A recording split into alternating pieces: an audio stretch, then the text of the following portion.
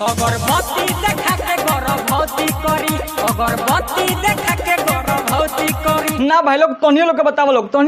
लोग के अगर जो सर्व अगरबत्ती देखाला के बाद औरत गर्भवती हो जियो सन तो आदमी बियाह काहे खातिर करी, तो लानवा चटे खातिर बियाह करी रे, काहे खातिर शादी करी। जगह भौजी कहत रही नु अगरबत्ती देखा के गर्भवती करो, अगर ऐसन के दुनिया में चले लगी तो सर्व आदमी काहे खातिर शादी करी रे। मतलब एक ही उपाय बची आदमी शादी करके लान चटल फ्री है ने अगरबत्ती देखा के गर्भवती करी। ना भाई लोग एक बार भौजी के मतलब बात पर ध्यान दो लोग, जगह कहते नहीं अगरबत्ती देखा के गर्भवती करो, अगर सर्व ऐसा का होके लगे दुनिया में तो कसम से कहते नहीं लड़का सर्व हिला हिला के मर जिया सन, लान ना कोनो शादी करेगा सन। तो का हाल बा भाई लोग, आज हम बात करे वाला बानी भोजपुरी के कुछ लाड़वा और लहसुन के बारे में, सॉरी भोजपुरी के कुछ लड़चट गाना सन के बारे में। आई होप के तुम वीडियो जरूर सन तक देख बोलो भाई लोग, तो देखला के बाद मतलब देखला के बाद बहुत मजा आवेला भाई लोग, तो वीडियो जरूर सन तक देख लो। और वीडियो स्टार्ट करने से पहले तो हम काम को मतलब वार्निंग देवल चाहते हैं कि वीडियो बनाओ के बस एक मकसद बा आप सभी के एंटरटेन कर, आप सभी के हंसावल, तो वीडियो को मतलब दिल पर मत लियो ना दिमाग पर लियो। और इतना कहला के बाद फिर भी क्योंकि अगर पिछवाड़ा में खुजली बा चाहे कहीं भी खुजली होता हूँ तो आवो कब हवेली पर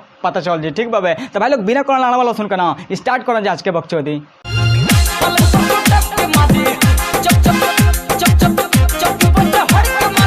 अरे ये भौजी इतना जोर जोर झटका मत मारो हो, इतना जोर जोर झटका मत मारो ना भौजी। जगह मतलब झटका मारत नहीं जगह हिलावत नहीं सब देखला के बाद ऐसा लगता नहीं कि अभी चोलिया के हुकवा खुल जी, अगर चोली के हुक खुल गई तो भाई लोग जानते रहो उनकी इज्जत का सब कचड़ा पानी हो जी। हमारा कहे का मतलब ये बने को भौजी तू डांस करेलू, हम तार बहुत बड़का फैन है यार, तोहरा डांस हम देखल बहुत गजब का डांस करेलू, लेकिन इतना जोर जोर मत हिलावा नहीं तो कसम से कहत नहीं अगर जो कोनो बूढ़ देख लो तरह तो हिला के जान दे दी अपन हो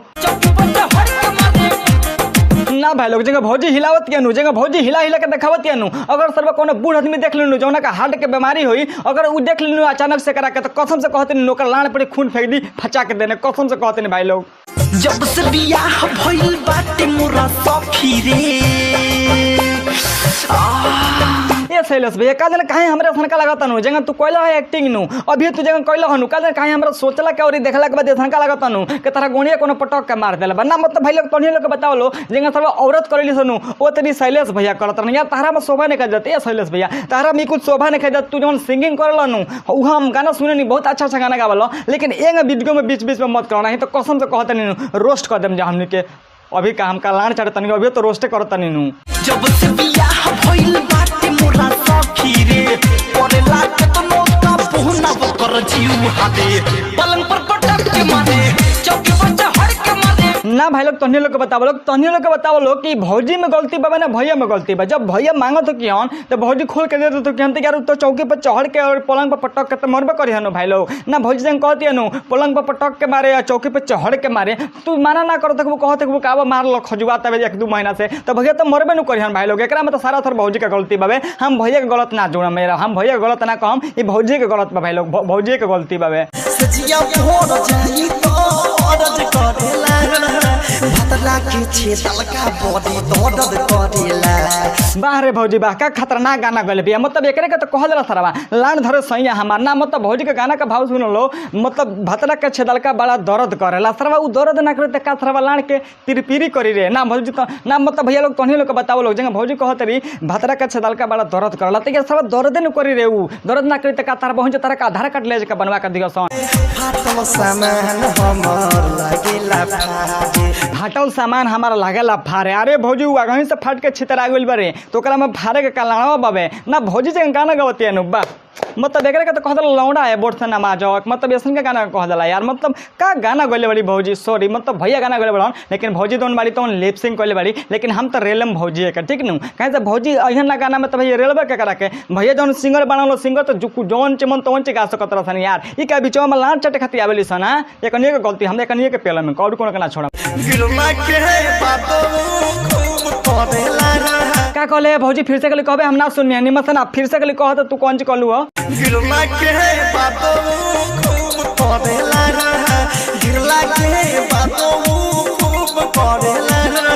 भतला के छेदल का बारा दर्द करेला गिरला के बाद हूँ खूब करेला मतलब भौजी के कहना मी मतलब एक बार गिर जाला नु अब तुम लोग को समझत रहो भाई लोग ये भौजी का कहल चाहत रही मतलब ओकरहूँ बाद खूब करेला मतलब एक के तो कहल जाला यार भोजपुरी गाना सर्व का खतरनाक गाना भोजपुरी में आजकल प्रोड्यूस होता है यार मतलब लॉन्च कल जाता है अगर कसम से कहते नहीं बिहार में चाहे यूपी में नू अगर सेंसर बोर्ड रहत नू तो ऐसा से गाना कब ना सके लेकिन ना यार सेंसर बोर्ड काहे आदमी लगाए काहे से बकचोदी करे भोजपुरी बनू भोजपुरी में जितना मन उतना माई बहन के गाना मतलब गालो बहुत अच्छा रहे ठीक बे उहे कोनो सर्व भक्ति गाना का दिखे सुनो कोनो ओकरा पे जाकर देखबे तो व्यूजे ना एकदम ना के बराबर व्यूज है काहे से कोई गाना आदमी सुनबे ना करी यार बकचोदी सुने में ज्यादा मजा होता है यार जैसे कहाँ बकचोदी करनी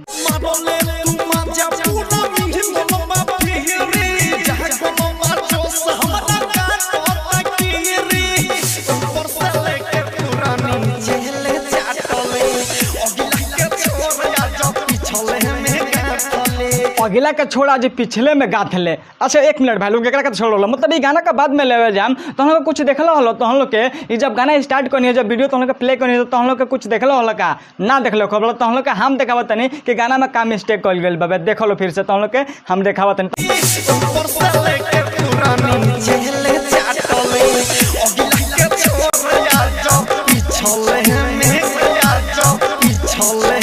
तो भाई लोग जैसे कि हम लोग के देखल हो मतलब गाना स्टार्ट होकर का कहीं मतलब जब भैया जी बड़न तो टकरा गए हन मतलब ढिमला लागत रहन कहत रहन अगला का छोड़ पहले पीछे के गाथ ले कसम से कहते भाई लोग अगर जब गाना जब शूट होता मतलब होत हुई नू अगर 1 से 2 मिनट खातिर अगर कैमरा मैन बंद कर दिल कैमरा नू तो सारा सही दोनों भैया जो लोकत रहन सही के पटक के गाथ दिल रहता गाथला के बाद छोड़ो नहीं यार पटक के